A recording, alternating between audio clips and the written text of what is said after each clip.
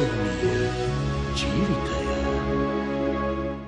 විරාමයෙන් අනතුරු ඔබ නැවතත් ආදරණීය ජීවිතයත් එක්ක එකතුලා ඉන්නේ. මේ හැම බ්‍රහස්පතින්දා දවසකම අපි ඔබව විනාඩි 25ක කාලයකට ජපානයට එක්කන් යනවා. ජපානයේ තියෙන සංස්කෘතිය පිළිබඳව ඒ වගේම තමයි එහි තියෙන භාෂාව අපි දැනගත යුතු කරුණු මොනවද මෙන්න මේ වගේ බොහෝ දේවල් පිළිබඳව විවිධ අංශ යටතේදී අපි කතා කරනවා. ඒ නිසා අදත් අපි සෝදානම් වෙන්නේ අත්දැකීම් සහිතව ඒ සියල්ලම ඔබට බෙදා හදා දෙන්න.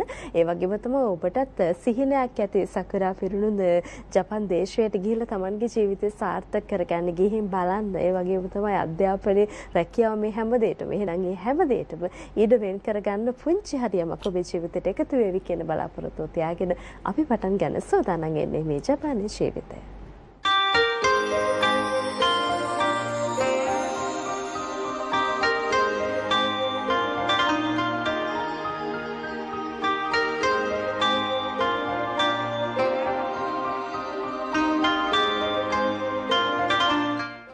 ජපානයේ ජීවිතය අද ඔබට රැගෙන එන්න අපිත් එක්ක දෙපළක් සූදානම් වෙන්න අපි මේ පිළිබඳව කතා කරමින්ම ඒ අයව හඳුන්වා දෙන්න සූදානම් වෙන්නේ ජපානීස් භාෂා ආචාර්ය තමාලි ප්‍රේමරත්න මහත්මිය ඉන්නවා. සුබදැසනක් සෙන්සේ. ඒ වගේම තමයි මේ දැන් මම ඔබට කිව්වා මේ අත්දැකීම් සහිතව කතා කරන්න පුළුවන්කම තියෙන තැනක් අද නිර්මාණය වෙලා තියෙනවා කියලා. ඒ නිසාම තමයි ජපාන් රටේ ඉපදිලා හැබැයි ලංකාවට ඇවිත් මෙතනින් එහාට මේ ලංකාවේ තියෙන ජපානයේ එකම සුපර් මාකට් එක කියලා කතා කරොත් හරියටම හරි කිහිමි කාරණේ අපිත් එක්ක රැඳලා ඉන්නවා. නොබියෝ කරුණාගොඩ ආයුබෝවන් සුබදැසනක්. හරි. එතකොට මේ කතා කරන්න ගොඩක් දේවල් තියෙනවා බෙදා හදා ගන්න අත්දැකීම් හුඟක් තියෙනකොට අපි කතා කරමුකෝ දැන් මේ සුපර් මාකට් එක ගැන කතා කරනකොට ඒ වගේම ජපාන් රටේ තියෙන මේ බොහෝ දේවල් ගැන කතා කරනකොට මේකේ ආහාර සංස්කෘතිය පිළිබඳව කතා කරනවා භාෂාව ගැන අපි කතා කළා. අද මේකට පොඩි ප්‍රවේශයක් ගමුකෝ අපේ සුපුරුදු පැත්තෙන්. ඔව් ඇත්තටම අපි කලින් කතා කරන්නේ භාෂාව සංස්කෘතිය. එතකොට අර ආහාර සංස්කෘතිය කියන එක ජපානයේ මේන් එකක් එක විශේෂ දෙයක්. එතකොට ආහාර සංස්කෘතිය මම හිතනවා මේ සුපර් මාකට් එක අපි අද කතා කරන්නේ ලංකාවේ A level වලට O level වලට ළමයින්ට ආහාර ගැන වෙනමම පාඩම් තියෙනවා. එතකොට ඒගොල්ලෝ දැන් අපි ගොඩක්ම ලංකාවේ ජපාන් රෙස්ටොරන්ට් වලට ගිහිල්ලානේ කන්න යන්නේ. නමුත් දැන් ඉස්කෝලවල ටීචර්ස්ලා පවා ළමයින්ට කෑම හදලා පෙන්නනවා ජපනිස් දේවල් කොයි විදිහටද හදන්නේ කියලා. එතකොට ඒ වගේ අවස්ථාවලදී ඔරිජිනල් ජපනීස් අමුද්‍රව්‍ය ගන්න අපිට තැනක් නැහැ.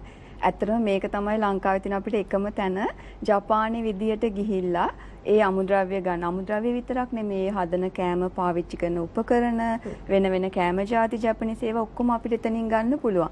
ඒ නිසා මම හිතුවේ ඇත්තටම මේ අර කිව්වා වගේ මේක සංස්කෘතියේ එක්තරා කොටසක්. ඉතින් ඒක නිසා අනිවාර්යෙන් සංස්කෘතිය ගැන කතා කරද්දී මේ චූටි දෙත් අපි කතා කරමු කියලා. අනිවාර්යෙන්. ඒ නිසා යෝජනාව හොඳටම හොඳයි කියලා තේරෙනවා ඔය කියන පැහැදිලි කිරීමත් එක්කම. ඒ නිසා මේ පැහැදිලි කිරීම තව ටිකක් ඉස්සරහට යන සූදානම් වෙන්නේ මේ ජපානයෙන් ලංකාවට ආවේ කොයි කාලේ වගේද? මම මුලින්ම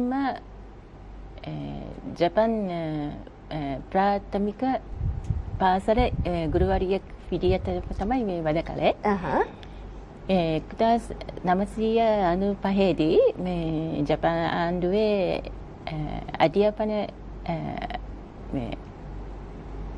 අධ්‍යාපන මිනිස්ත්‍රිය මේ මගින් මම ලංකාවේ වැඩ කර සේවය කරන මේ ජපාන් ජාතික යන්ගේ දරුවන්ට ජපාන් අධ්‍යාපන මේ උගන්වන්න.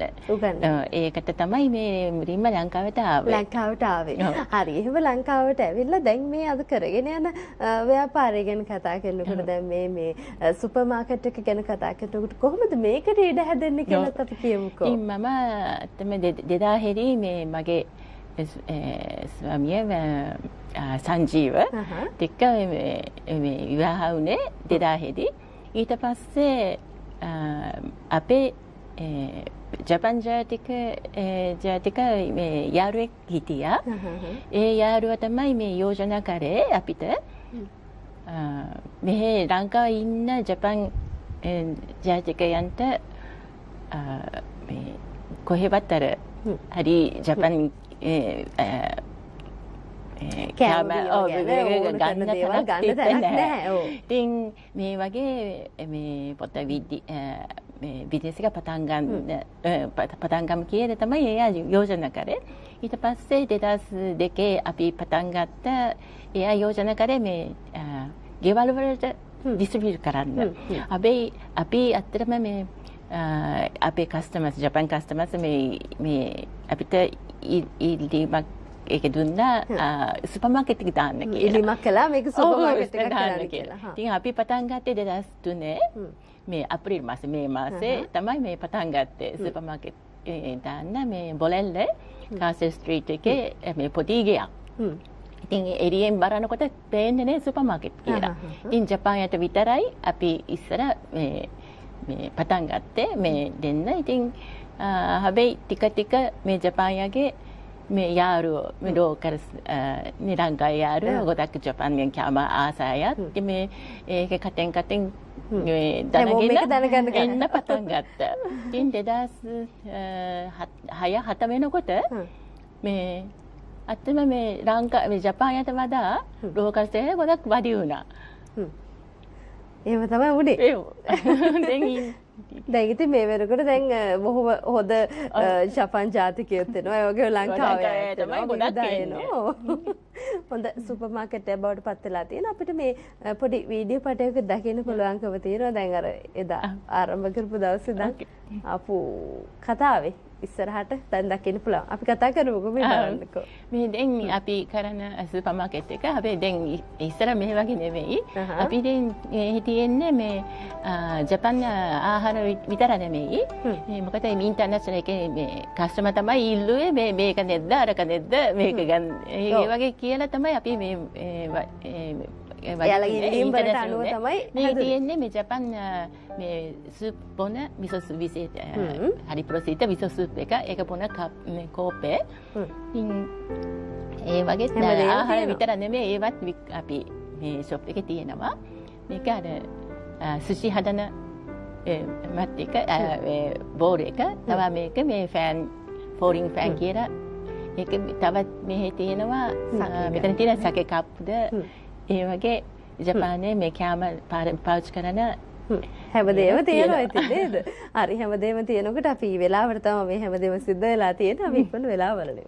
චුරු දේවල් වෙනස් කරලා තියෙනවා. දැන් මෙතුමිය ලංකාවට එනකොට මේ සිංහල භාෂාව ගැන මේ ගැන ලොකු දැනුමක් නැතුව එහෙම නැත්නම් මේක කතා කරන්න කොහොමද මොකද්ද මේ භාෂාව කියලා හිතාගන්න දරුව ලංකාවට ආපු කෙනෙක්. ඒ වගේම තව දැන් අපිත් එක්ක සිංහල භාෂාව කතා කරන විදිහ ඇය ලබාගෙන තියෙන දැනුම මේ වගේ තමයි නේද මේ ජපානයට අපි ගියත් අපිත් මෙතනින් එහාට දැනගෙන යන්නේ පොඩි වචන ප්‍රමාණයක් එන්න පුළුවන්. හැබැයි ඒ රටට ගියාට පස්සේ ඒ රටට අනුව අපි හැඩ ගැහෙනවා. අපි ඒ ගැන කතා කරමු. ඔව් ඒක තමයි මටත් ඇත්තටම කියන්න ඕනේ. අපි අර කලින් තාපු ජපාන් ජාතිකයා වගේම දැන් ජපාන් ජාතිකයෙක් ලංකාවට ඇවිල්ලා සිංහල ඉගෙන ගන්නවා කියන්නේ ඒකත් භාෂාව මූලික වෙලානේ. ඒ භාෂාව එයා හොඳටම ඉගෙනගෙන තියෙන නිසා ලංකාවේ ලොකු දෙයක් කරනවාද.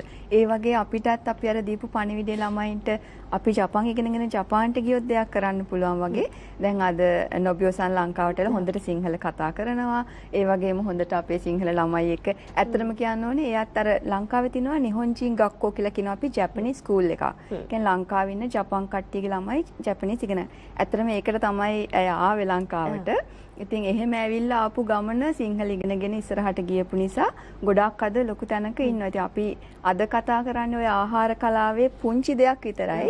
ඒ පුංචි දේ ඇතුලේ අපිට පුළුවන් ඒ කියන්නේ ඇත්තටම ළමයින්ට ගිහිල්ලා බලන්න පුළුවන් එතන මේ ඔය ආහාර හදනකොට අමුද්‍රව්‍ය වර්ග තියෙනවා වෙනම ජපන් කෑම කියන්නේ අපි අර එදා කතා කරන ඇස් වලින් කනවා කියලා ඒ වගේ දේවල් තියෙනවා මාළු වර්ග තියෙනවා ඊට පස්සේ උපකරණ වගේම ගොඩාක් දේවල් ඇත්තටම අපිට එතන අපිටම ගිහිල්ලා අරගෙන හදලා කන්න පුළුවන්.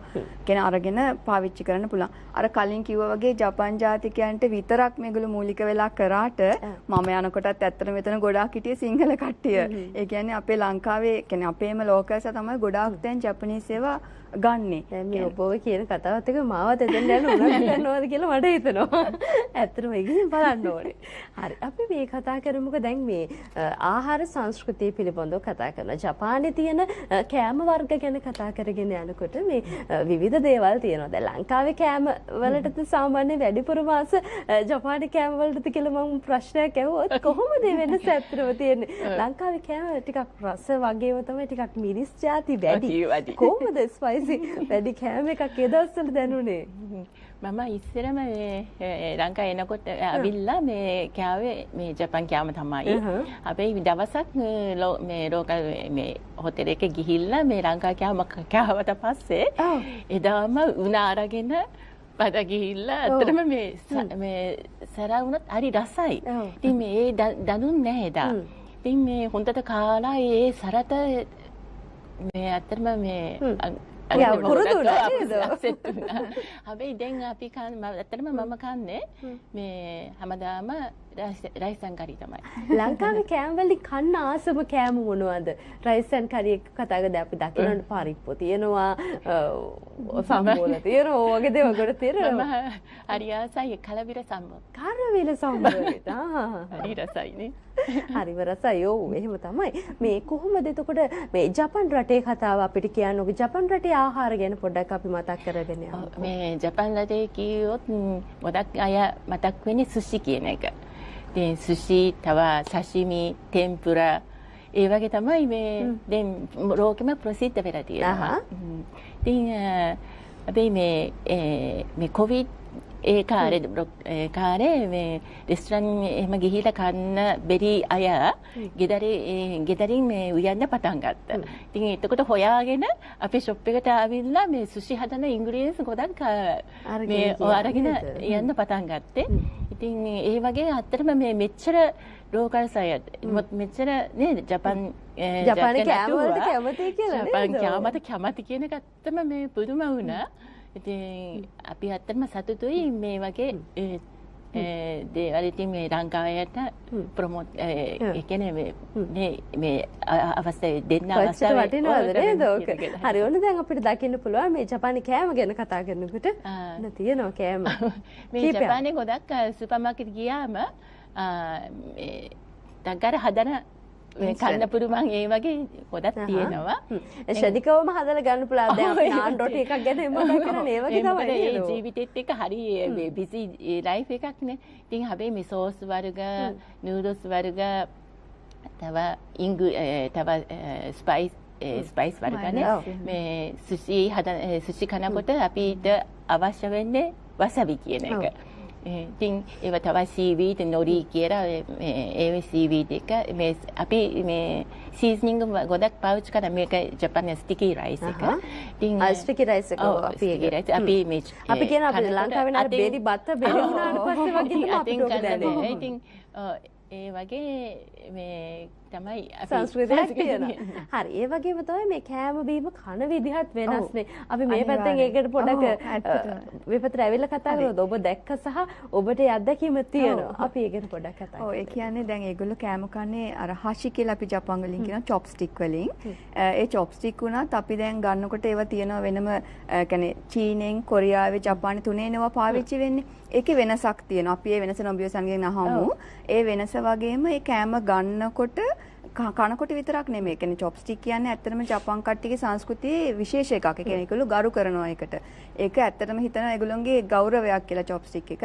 ඉතින් ඒතරේ චොප්ස්ටික් වල ඒක යූස් කරනකොට කන්න විතරක් නෙමෙයි. උයන්නත් වෙනම චොප්ස්ටික් එකක් තියෙනවා. උයන්නේත් චොප්ස්ටික් වලින්.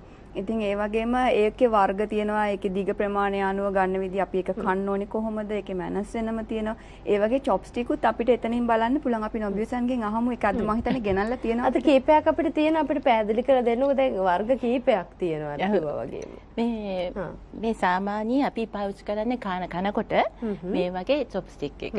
ඉතින් අපි පාවිච්චි කරන්නේ මෙහෙම මේ එක ස්ටික් එක තමයි මූව් වෙන්නේ මේ විදියට. ඉතින් මේ ජපානයේ මේ චොප්ස්ටික් කියන්නේ මේ අඟ මේ හරි හීනි මේ වගේ මේ කොරියා සාමාන්‍ය කොරියා මේ අය පාවිච්චි කරන්නේ මේ ස්ටේන්ලස් ස්ටීල් චොප්ස්ටික් එක. තව චයිනීස් කට්ටිය පාවිච්චි කරන්නේ මේ මෙතන අඟ ටිකක් මහතයි. ඒ වගේ මේ වෙනසක් තියෙනවා. ඉතින් ඒ වගේම අපි මේ පාවිච්චි කරන්නේ මේ උයනකොට මේක දිග චොප්ස්ටික්. මේකෙන් අර මේ ලිපේ තියනකොට අපි මේක ටිකක් රස්නේ නේ. ඒකට අතපිචන බලනවා. ඒකෙන් තමයි පාවිච්චි කරන්නේ. තවත් තියෙනවා මේ අපි මේ රෙස්ටුරන්ට් එහෙම යනකොට මේ disposable chopstick කියන එක. ඒකේ මේ දී වරින් හදලා තියෙනවා සමහර පාන්. ඒක නම් අර නැවත භාවිතා කරන්න අමාරුයි ඒක නේද? මේක ටිකක් කාලයක් පාවිච්චි කරන්න පුළුවන්. මේක නම් මේ දිගටම මේ අපි හොදලා පාවිච්චි කරන්නේ. අපි දැකලා තියෙන සමහර හොටෙල්ස් වලින් එහෙම අපිට දෙන්නේ අර නැවත පාවිච්චි කරම ලී වලින් හදපු මේ බම්බු වලින් නේද? සමහර බම්බු හරි හොඳ බම්බු වලින් හදපු එක නම් අත්තම ඒක හොදලා ගන්න පුළුවන්. ගන්නත් පුළුවන්. ඉතින් ඒ ප්‍රැක්ටිස් කරන එක හරි හොඳයි. දැන් ඒ වගේම තමයි දැන් මේ ඒක ඔක ප්‍රැක්ටිස් කරන්න ඕනේ. ඒක අපිට ටිකක් අපහසුයි. මුල් කාලේදී අපිට අපහසු වෙච්ච වෙලාවල් තිබුණා. මේ කොහොමද ඇත්තටම මේ ඔය විදිහේ එකක් සංස්කෘතියක් එච්චර තියනවා කියලා කියන්නේ නේද? කොහොමද ඒක අපිට එකපාරක් මේ එකක් මේ වගේ මේ තියනවා මෙතන තුන්වෙනි අඟිල්ලේ උඩ මෙහෙම තියලා මේ අල්ලා ගන්නවා. ඊට පස්සේ මේ මහත් අඟිල්ලේ මෙහෙම අල්ලාගෙන මේ මෙතන තියන්නේ මේ හතරවෙනි අඟිල්ලනේ. මේ තුනෙන් තමයි මේ දෙකෙන් තමයි මූව් කරන්නේ. ඉතින් මෙතන අල්ලා ගන්න.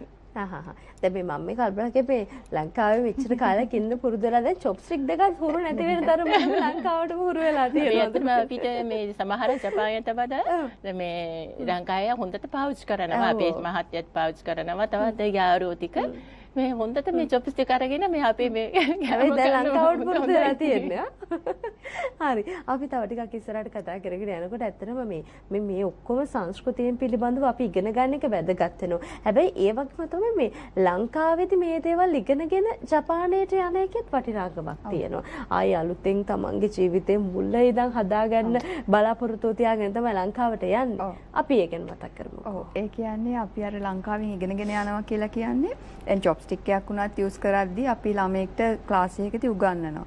ඒ දේ අපිට ඇත්තටම කියනවා කඩල කන්න පුරුදු වෙන්න කියලා චොප්ස්ටික් එකක් අරන්. මොකද එතකොට ඇත්තටම පුළුවන් නිසා.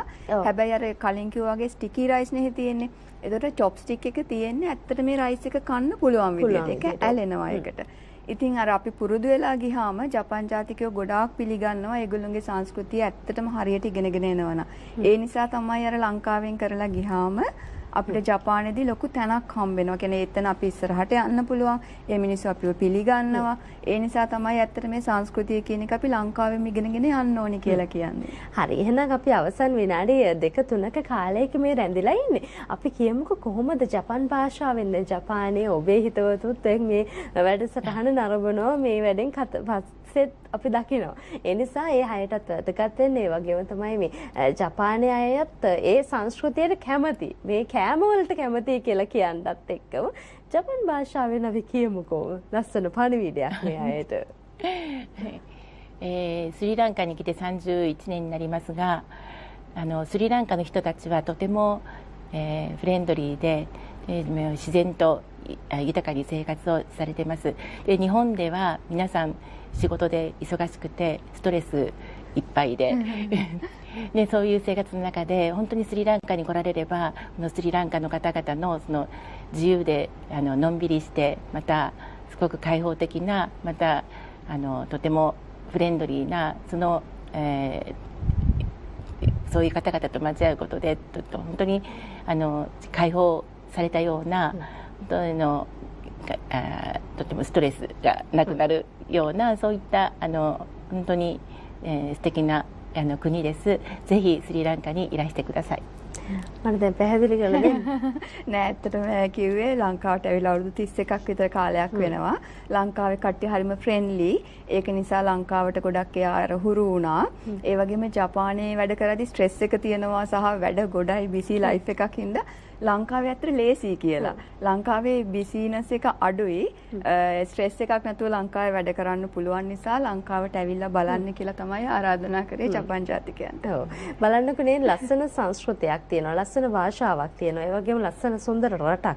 ඒ වගේම ඔබේ ජීවිතයේ සුන්දරත්වය එකතු කරලා දෙන්න පුළුවන්කම තියෙන අපි හැමදාම සිහින දකින්න රටක තොරතුරු තමයි අද දවසේදීත් අපි ඔබට සඳහන් කළේ. ඒ ජපානයේ ජීවිතේ කතාව ඇතුලේ අපි ආයෙමත් දවසක ඔබ මුණ ගැහෙන්න එනවා මේ කතාව වේලාව ඇතුළතින්. ඒ නිසා ඉතින් බොහොමත්ම ස්තුතිවන්ත වෙනවා. අද මේ ගැන කතා කරන අපිත් එක්ක සම්බන්ධ වුණාට ජපාන් භාෂා ආචාර්ය තමාලි ප්‍රේමත් මහත්මිය බොහොම ස්තුතියි ආයුබෝවන්. හරි ලස්සනට අපිට කියලා දෙනවා කොහොමද මේ ජපානයේ ජීවිතය කියලා. ඒ වගේම තමයි මේ ජපාන් රටේ ඉපදිලා අර මං කලින් කිව්වා වගේම මේ වෙද්දි මේ සුපර් මාකට් එකක් ලංකාවේ පවත්වාගෙන යමින් බොහෝ හොඳ සංස්කෘතික වටිනාකමක් අපිටත් දෙන ගමන් ඉන්න නොබොයෝ කරුණාගොඩ මහත්මිය බොහොම ස්තුතියි ආයුබෝවන්.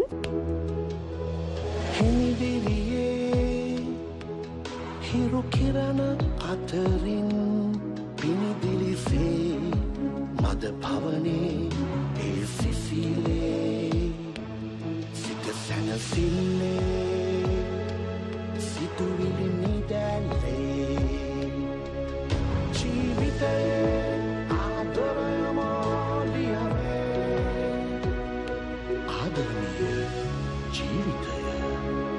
දිනපතා අලුත් වීඩියෝ සහ ප්‍රවෘත්ති නැරඹීමට ඉහත බටන් එක ක්ලික් කර සියත TV සබ්ස්ක්‍රයිබ් කරන්න.